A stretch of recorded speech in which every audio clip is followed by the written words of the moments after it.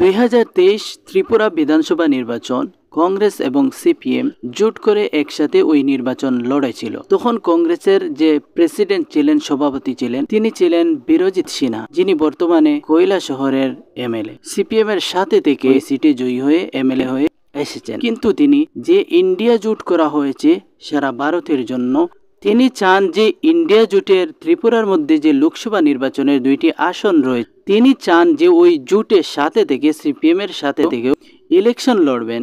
কিন্তু ওই 2টি আসন যেটা রয়েছে ত্রিপুরার মধ্যে লোকসভা নির্বাচনের জন্য, ওই 2টি আসনে যাতে ফ্রি সিম্বল থাকে, সিপিআইএম এর হাতুড়ি এবং কাছির ওই সিম্বল আর চিহ্নটা যাতে না থাকে।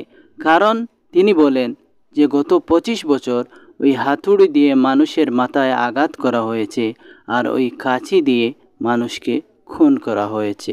তাই যদি ফ্রি সিম্বল থাকে তাহলে কংগ্রেস, সিপিএম এবং বিজেপির সাথেও যারা নারাজ রয়েছে তারাও স্বাধীনভাবে ভোট দিতে পারবে এবং ইন্ডিয়া জোট ত্রিপুরার 2টি সিটে জয়ী হবে।